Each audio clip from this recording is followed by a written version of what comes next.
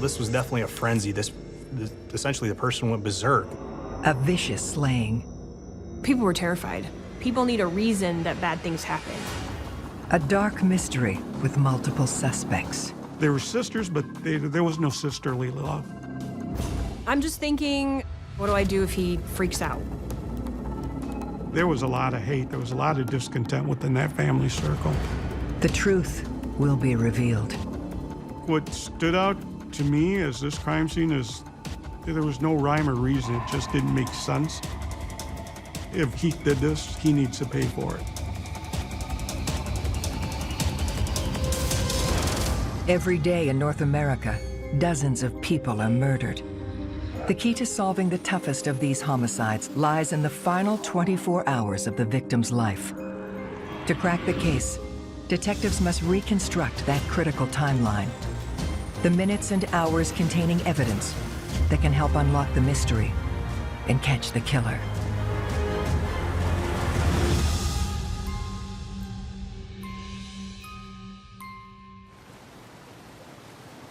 On the banks of the St. Joseph River sits Niles, Michigan, a community brimming with civic pride.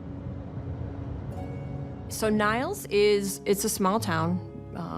Everybody knows everybody. It's the kind of community where you could meet a stranger and you both know the same person. And fortunately, we don't have a lot of violent crime here. If crime happens, people are more than willing to help you. People respect police. Yes sir, no sir. Here, people get involved.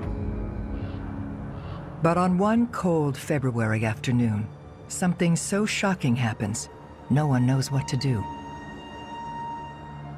Yes, County. This is a 911 transfer. The gentleman is saying there's been a shooting.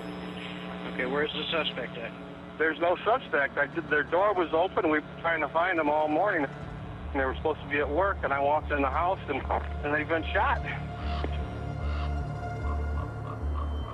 We received a 911 call from a father who says that his son and his daughter-in-law are deceased. He thinks it's a homicide. Okay, sir? Yes. Have you been inside the house? I have. Okay. Are they injured or are they deceased? They're deceased. Oh, my God. I immediately called one of the troopers on a cell phone, and he said, "You need to get over here." The victims are Carolyn and John Tarwacki, two beloved musicians who live with their nephew, Keelan. John and Carolyn met late in life. They met online. They were just in a great place in their life because they had found each other, they were happily married. Carolyn was a good soul, as I put it. She used to pick up old music instruments, and she would repair them and try to help kids who couldn't afford an instrument. And John was a Navy veteran. Hard workers, both of them.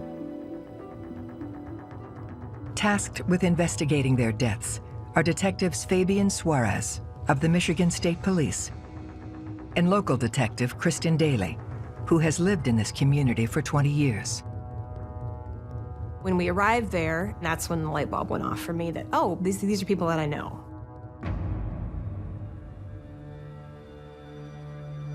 My sister-in-law was very good friends with Carolyn in high school. So there was an immediate connection there, and I felt a lot more responsibility. Detectives begin analyzing the crime scene, trying to imagine what might have taken place. We walk into the foyer area of the house. Obviously, we take a quick moment, we stand, we scan. I can see John Tarwacki. He's got stab wounds on his back. We walk over to the right, there's a living room. We look in there and we see Carolyn.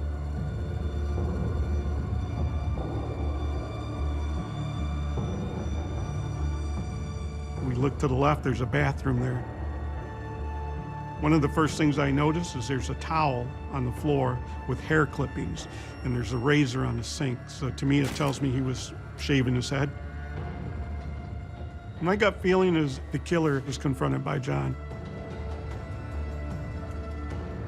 He takes the first shot, he hits John right in the jaw. He shoots again, John throws up his arm, and then he turns and like he's trying to escape, and he collapses right there. So now John is out of the picture. Now the killer can focus his attention on Carolyn. At the time that you first looked at her, it was almost hard to tell exactly what had happened to her. She had been badly beaten. Being beaten is usually very immediate. It usually dictates that that's somebody that you know really well and you're really, really angry at when you see that level of injury and that level of violence visited upon somebody.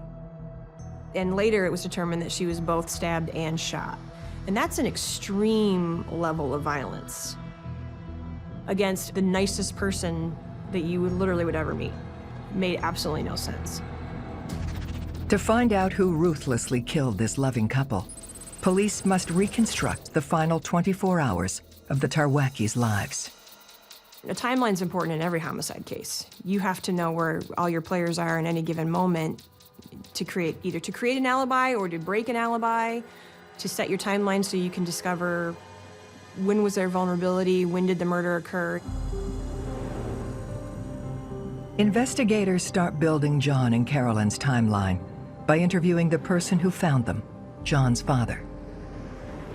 When I first met John Tarwacki, Sr., obviously he was very distraught. How else could you be? You just walked in, you find your son and your daughter-in-law murdered. He said John and Carolyn had an 8 a.m. meeting at the high school. They never showed up. This is not like Carolyn. She will not miss work. She will not miss appointments, anything like that. So the school called Quinlan and Babbage, which is where they worked, and said, Carolyn never showed up. What happened? John's sister worked for the company too, so they called John's father, like, can you go check and see what's going on? He, in turn, said he tried calling the house, he tried calling the cell phones, and nothing happened, so he decided to get in the car and go knock on the door. Hoping to flush out the Tarwackis' timeline further, detectives reach out to Carolyn's mother, Sharon. Sharon tells me that she talked with Carolyn on the phone that morning. She was having some issues with her computer, so she was just venting some frustration to her mom. Just a normal touch and base with your mom in the morning. Sharon said there was nothing about that phone call that made her suspicious. Detectives pull Sharon's cell phone records and verify that the call started at 6:10 a.m. and lasted exactly 12 minutes. The last time she talks to her mother is at 6:22. Says goodbye, not realizing either one that it's the last time. But what happened after she hung up with her mother is still a mystery. Knowing that Carolyn was on her computer that morning gives them something to work with. Investigators dig into her laptop logs. Carolyn logged onto the computer at 6:43 a.m. and then 7:03, the computer goes dormant, meaning that there's no longer any interaction with the keyboard.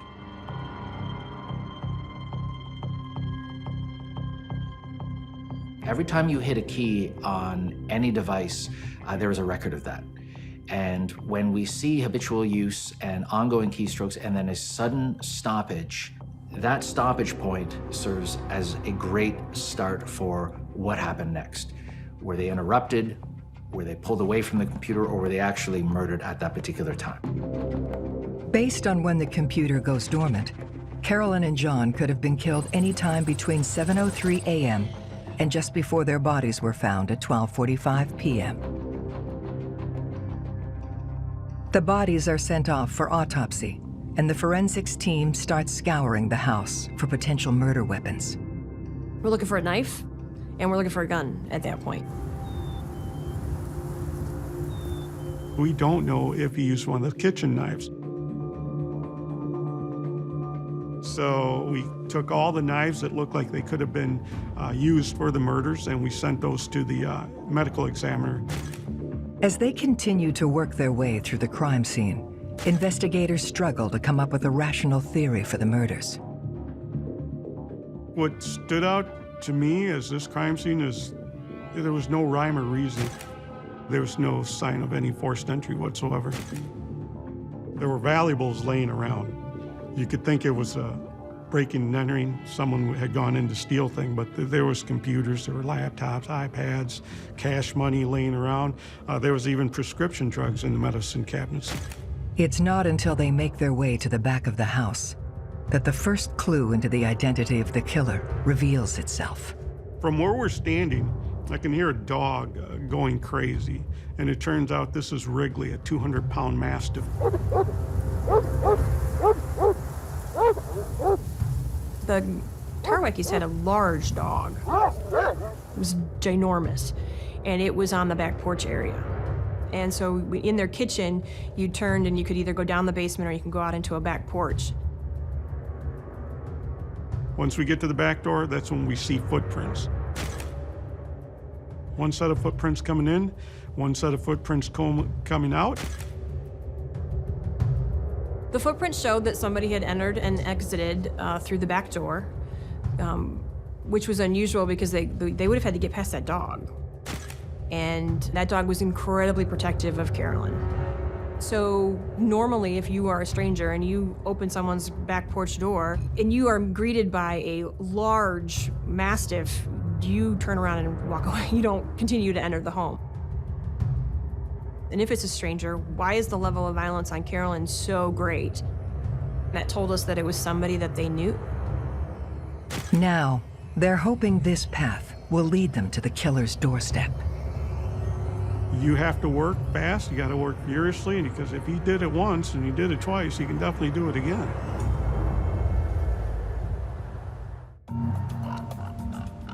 Investigators believe that the rage-fueled homicide of Carolyn and John Tarwacki was an intentional act, committed by someone who knew them.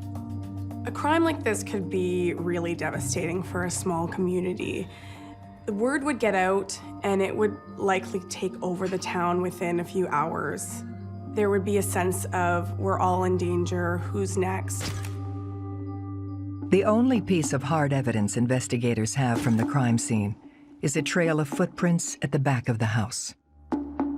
Well, we're pretty sure there's one killer. There's only one set of footprints. The stride on the way in was short, like a normal walking stride, and the stride on the way out was wider, like a running stride.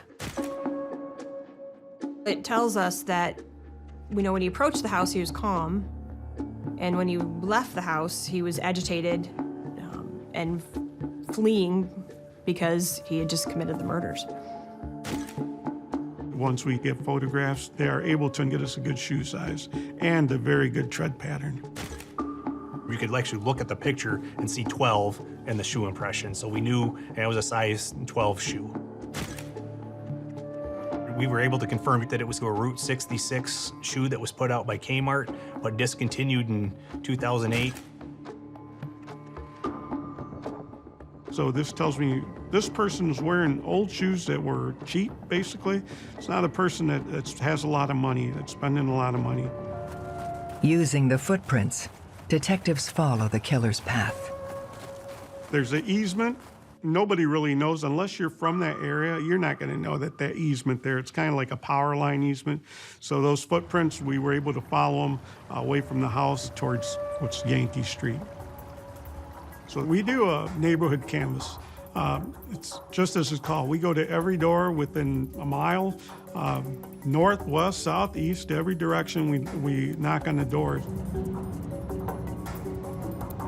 In terms of canvassing, I have said for years that canvassing is the most important and yet simultaneously overlooked area of any investigation. This is the nitty-gritty, this is the unglamorous area of police work that solves cases. You need to find out who was home at the time of the murder, as close to the murder as possible. One of the apartment's investigators' canvas belongs to Sherry Lintz. When they knock on her door, they find her son Keith there as well.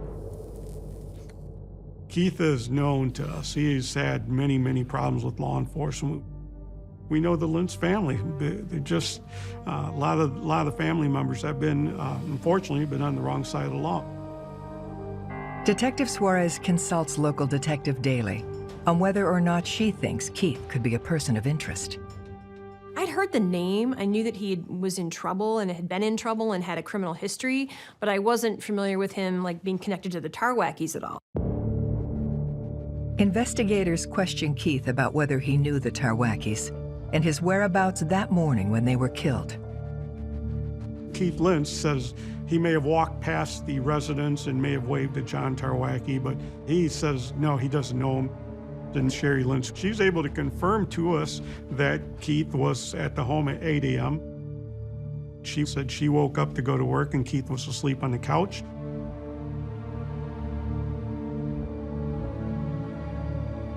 She also is able to alibi him, saying that she actually took Keith to work on the morning of the homicides. Satisfied with the Lentz's accounting of their whereabouts, police move on. And it pays off almost right away. Later on that morning, we found a neighbor who said, yep, I was outside smoking a cigarette, starting my car up. And that's when I see a young man running down the alleyway. She is positive that that was, I believe, at 7:45 a.m. Those footprints were right by her house, maybe 30 feet from her deck. She told us, she goes, you never see anybody going through there at this time of the morning. Nobody ever sees there, and that's what caught her attention. This new information is critical. Assuming the running man is the killer, investigators are now able to pinpoint when the Tarwackis were murdered. So as best we could figure, it happened sometime from the time when Carolyn's computer goes dormant to 7:45. So it's almost like a 40-minute window that this murder could have occurred in. It's an unusual time of day for a double homicide to take place. It was very brazen. Nobody come and say homicide when everybody is getting ready to go to work. You're taking the chance of being seen. There's too many eyes out. Too many people are awake. Most homicides are going to involve at the time of darkness when not many people are around or you cannot be seen. The eyewitness didn't get a good look at the man's face, but she says he was tall. She said that she saw a white male, right around 6 feet tall, hard to pin down his age, between 20 and 30 years old, she thought, wearing a dark, whether it was a jacket or a hoodie, but he had a hood up, and he was running past her house out towards the main road. The description immediately rings a bell for Detective Daly. It sounds like it could be Keelan, Carolyn and John's teenage nephew, who has been living with them. I was familiar with Keelan because his younger brother had been on the same T-ball team with my son. So at that point, Fabian's like, oh, well, you can be the one to go talk to him at the school then. Keelan is the son of Carolyn's sister, Katie, and her husband, David. Keelan is kind of a combative individual. One of the reasons he was living with John and Carolyn was because he didn't get along with David, and they had fought quite a bit. The fights consisted of a lot of yelling and screaming. So I'm just thinking, you know, what do I do if he freaks out? What do I do if he's actually the suspect and he knows, like, immediately why I'm there? We know that Keelan lives at the house.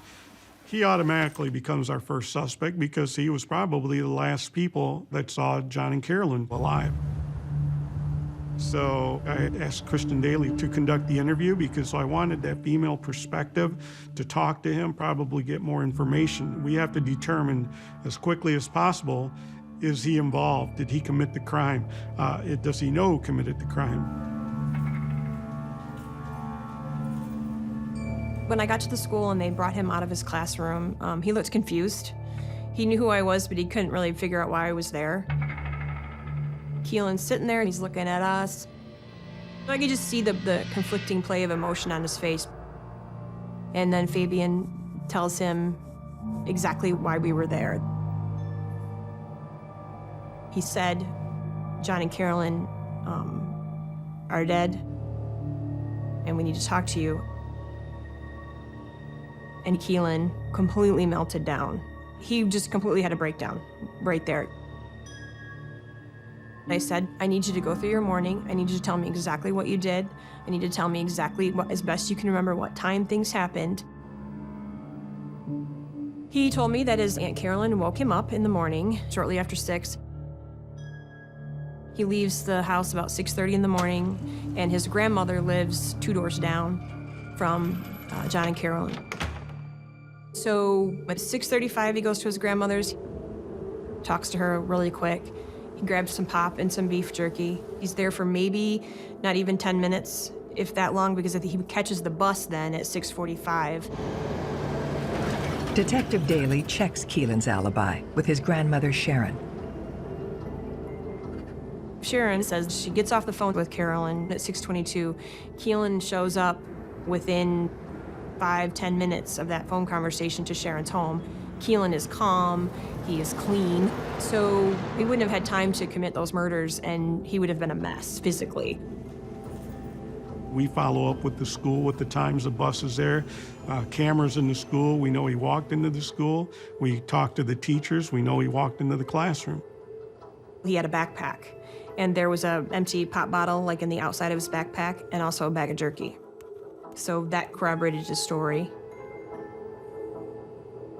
Also, there was not a good motive for Keelan. He was in a really good place. John and Carolyn lost their lives, but Keelan lost his future. With Keelan's whereabouts verified from 6:22 a.m. to 3:30 p.m., detectives conclude he couldn't have killed the Tarwackis. According to Keelan, he hated living with his mother and stepfather and wanted to stay with Carolyn and John permanently. Once Keelan moved out of the home, his grades picked up, and he really liked it. Obviously, there was no domestic problems. There was no fighting, anything like that in the house. He really liked living there. Detectives then discover that the Tarwackis had filed for legal guardianship, so Keelan wouldn't have to return to his parents' home. In fact, the attorney had served the papers to Keelan's mother, Katie, just 2 days before the murders took place. I knew Katie, so I was already familiar with her temperament. She doesn't care what you think about her, and she will tell you exactly what's on her mind. She can come across as very aggressive, very combative, and Katie did not want Carolyn to have guardianship, and she was angry. And knowing Katie's personality and knowing that she could be pretty aggressive, and just seeing the level of violence visited on Carolyn, your mind goes to that first person who's angry. And that circled back to Katie.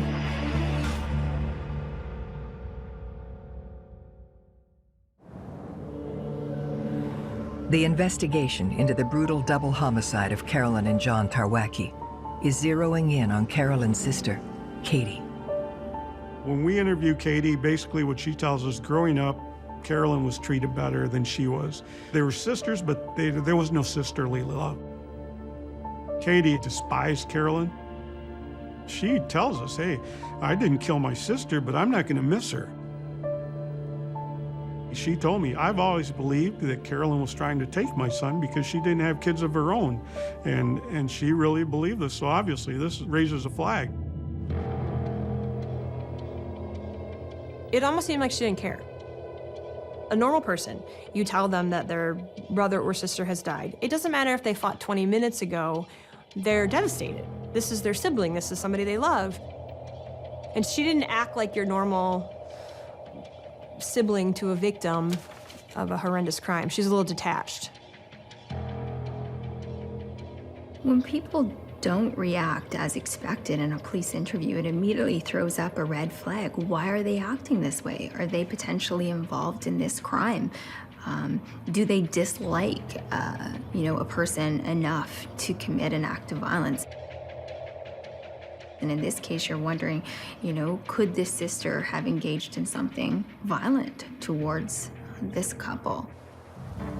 But some things just don't add up with this theory.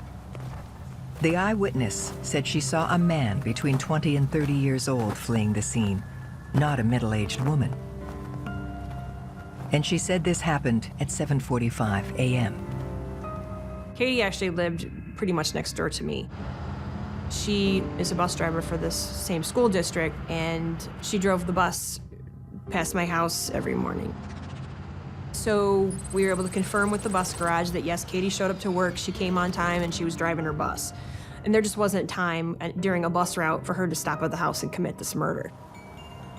Detectives consider a different theory. I know that she didn't commit the homicide, but maybe the husband decided to do it.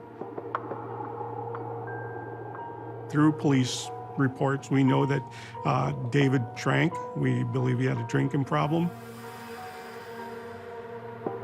And we know that there's a lot of, domestic violence in that home. There was a lot of hate. There was a lot of discontent within that family circle. So if you want to keep your wife happy, you want to keep your family happy, you're going to want to do something to help her.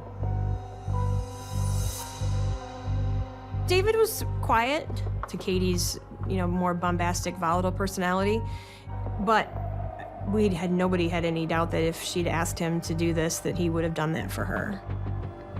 With David now in their crosshairs, detectives put the timeline to the test to determine where he was when the Tarwackis were killed. I believe from the timeline that we were built up, we know that the morning of the homicides, David had to take the kids to the babysitters. He says he was there at 7:30 a.m. dropping the kids off.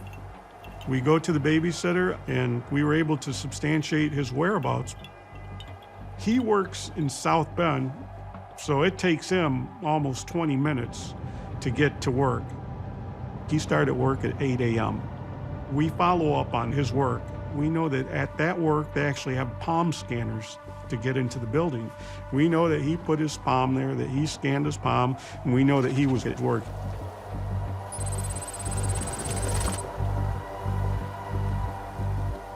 So there was no way that he would have been the killer, that he was involved.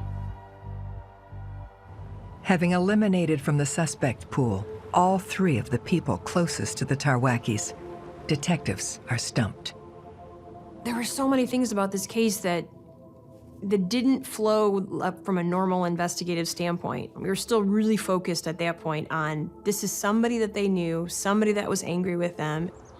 And we had talked to everybody that we knew that knew John and Carolyn. We talked to John's, ex-wives. We dug deep into his past trying to find a motive, and just nothing was panning out. Everything was coming up a dead end. Investigators are forced to consider whether the murders may have been more random than they first appeared. People were terrified. People need a reason that bad things happen. When there's no reason that something bad has happened, then everybody thinks, then that could be me. And that freaks people out, obviously. We all like to believe that if we just do the right thing at the right time, then we're all safe, but that's not clearly how the world works. Weeks turn into months. Months turn into years. And eventually, the case goes cold. That was the first time that I ever had trouble sleeping after a case. It was awful. It was awful because it was unsolved and just no idea at that point. And the other thing that haunts you is, did you miss something? As it turns out, they did. I received a call from the mother, Sharon McKnight, who is cleaning out the house to sell. She is cleaning out the refrigerator, thawing out the freezer, and as she's removing items, she says she found a bloody knife. I was actually here at work. I immediately respond to the location along with one of my troopers. Sure enough, there's a bloody knife in the freezer.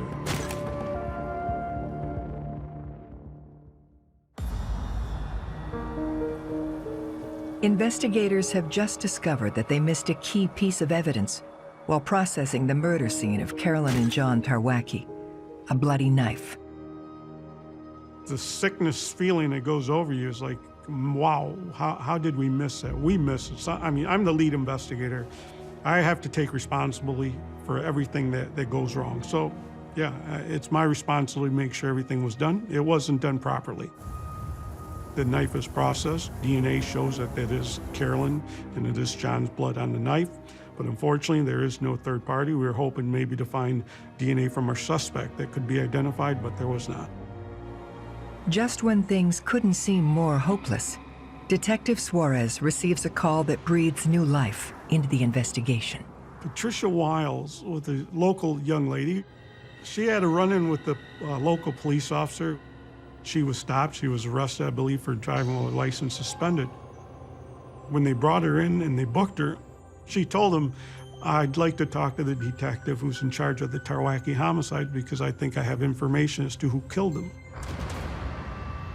This officer obviously calls me right away at home. I believe it was 3 in the morning or something like that. So I obviously come to work right away. I start interviewing Patricia Wiles, and she brings up the name of Keith Lentz. Keith Lentz, who we had talked to initially, but was not on the radar. 26-year-old Keith Lentz was someone they interviewed on the very first day of the investigation. His mother, Sherry, told them Keith was at home with her at the time of the murder. And back then, they had no reason to doubt her. Patricia tells us that she was living with Keith Lentz's brother or half-brother. And on the night of the homicide, she came to the trailer, and she said Keith was just bouncing all over the place. And kept looking out the window, and she asked him, "What are you doing?" She said, "The cops are after me." And, "Well, why are the cops after you?" And she said, "Because I left my effing footprints in the yard, and they're gonna find me." Patricia tells them that Keith was heavily into crystal meth, and that night, she was afraid of him. So when you take crystal meth, what it can do is it can cause agitation, it can cause people to experience suspicious thoughts, paranoia, and sometimes people even start to see or hear things that aren't there.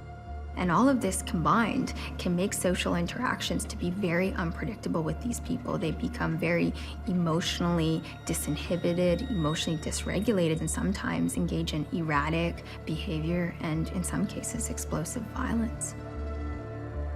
One of Patricia Wiles' big alarming concerns was just the way Keith was acting. He was acting berserk, and she said he had a gun in one hand, was waving it around, but she also observed him with a couple other weapons in his belt line. That's started the ball rolling with Keith Lentz, and we really started to dig in on him as our main suspect. To confirm Patricia's story, Detective Suarez tracks down Keith's baby mama. She's in bad shape. It turns out that within a month or so, I believe, of the homicides, Keith had choked her, beat her, choked her, and we were able to confirm this through South Bend Police Department records, that we obviously now know he's got the propensity for violence. Now that we really got our teeth sunk into Keith Lentz, we start looking for his inner circle. We start getting more calls. The next big break really comes from another ex-girlfriend. She had a birthday party for one of her sons, and the mother told her, "Why do you have Keith Lentz here? He killed the Tarwackis. Get him out of my home. I don't want him in my house." So that started a fight. She said she asked him, "Why do people think you killed the Tarwackis?" And he told her, "Well, because they found my footprints there, but I was just taking a shortcut to my grandparents' house." It seemed believable. If you're gonna make a story up, why do you make the footprints in the snow up? Because we never had released that and people didn't know we had that as evidence. Detectives now strongly believe Keith murdered Carolyn and John Tarwacki, but they need proof. They go back to Sherry Lentz, hoping to break his alibi. She reiterates that Keith was sleeping on the couch at 8 a.m. and that she drove him to work at 9. So now we're working on it. We have to confirm his timeline. And at that time, he was working at Walmart in Mishawaka, Indiana. We were able to determine through work records that was not true. He never did show up for work. He didn't call in sick. He didn't call in at all. So we know that he's not there. We believe Mom's lying. If only detectives had checked Keith's alibi back on day 1 of the investigation, they would have realized that he had both the means and the opportunity to kill the Tarwackis. It's not uncommon to see in a lot of cases that go cold, in this case 3 years. And it doesn't matter if it's 3 months, 3 years, 30 years. I'll often tell investigators, the name of the offender is probably already in the file. He's probably already even been interviewed and falsely or wrongly screened out or excluded. And I say, always go back to what you did first and re-examine it with fresh eyes. And we see in this case, sure enough, he's spoken to in the canvas and not asked the right questions and ruled out. Obviously, Keith is on the radar now. We tried looking for his whereabouts. We find out that Keith has fled to Nashville, Tennessee. The next day, I had to go to the doctor. My blood pressure was 200 over 195. We have to track him down. If Keith did this, he needs to pay for it.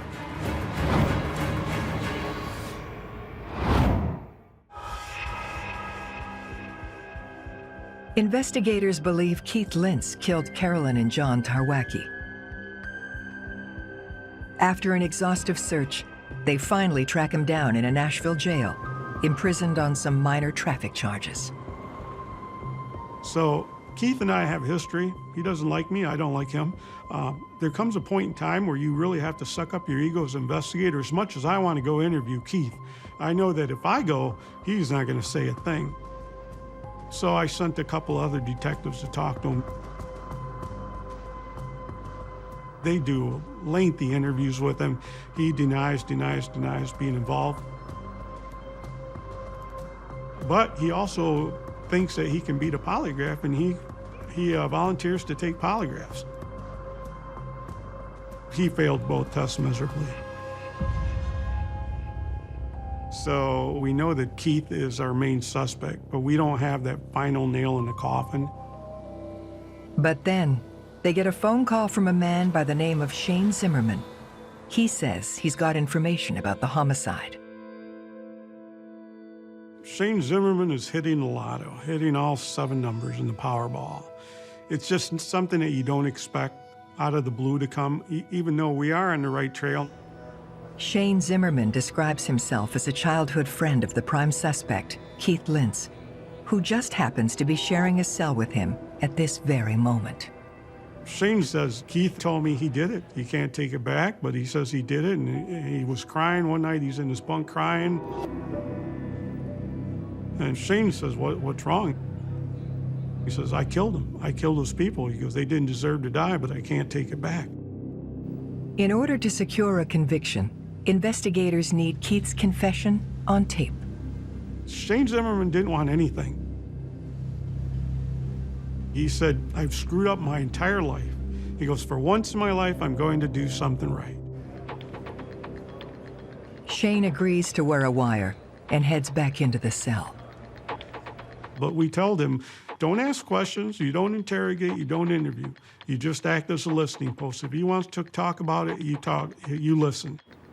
On their end, police push Keith in a series of interviews, keeping the murders at the top of his mind. They said, hey, Keith, we know sometimes you can go into drug-induced hysteria, and this is what happened in this case, isn't it? And, you know, obviously he denied it there, but when he went back into the cell and was talking to Shane, he told Shane, he goes, man, they had it right on. That's what happened. Finally, Keith breaks down and spills the whole story of the murder to Shane. Zimmerman was a hammer that we hammered that nail home, so it was an incredible stroke of luck. With their informant's help, investigators are able to piece together John and Carolyn's final 24 hours. We find out that Keith and his brother, Brian, are drinking all night long. They're doing drugs the entire night. That morning of the murders, Keith gets in a fight with the mother because he wants more money to go buy drugs. And this is very early in the morning prior to the homicides. We believe that after the mother would not give Keith money, he probably planned on doing a home invasion. John is in getting ready for work. He is shaving. Carolyn's on her computer at 7:03, and sometime between there and 7:45, Keith Lentz is walking down the road and walks down that back alley. He may have seeing this house that looked like an easy target, knowing the area, he walks around to the back. He then goes in the house. Keith used to have pit bulls. This guy was not scared of dogs. He lets Wrigley, the dog, into the back room and closes the door behind him. I don't think he was expecting for John and Carolyn to be home. Especially if the dog was like in the back. Maybe he thought, oh, these people are gone. Maybe there's nobody home. I believe that she saw Keith coming in through the back door. Keith already had his gun out. He may have been doing, obviously, meth and maybe some coke or crack. I believe that she screams. John comes out of the bathroom, encounters Keith. He was just out of his mind. I don't think that he went in there with the intent to murder anyone. I think he went in there with the intent to rob. And all of a sudden, he'd just been confronted by two people, and it's a fight or flight, and he decided to kill them both.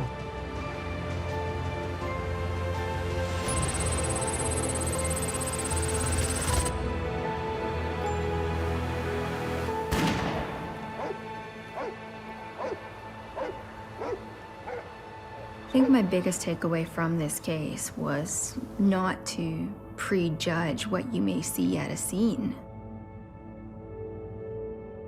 This case would suggest that maybe there was emotion here that had evolved to a certain level where people got angry and perpetrated violence. And really what it says to me is sometimes, by sheer happenstance or drug use, it can culminate in explosive violence in a way that seems personal when really it's just disorganized, frantic, unexplainable behavior. Keith is charged with 2 counts of first-degree murder. He's convicted and sentenced to life without the possibility of parole. The timeline was incredibly important because you had this 35, 40-minute window where this crime occurred. And putting together this timeline made it absolutely clear when we caught the guy who it was.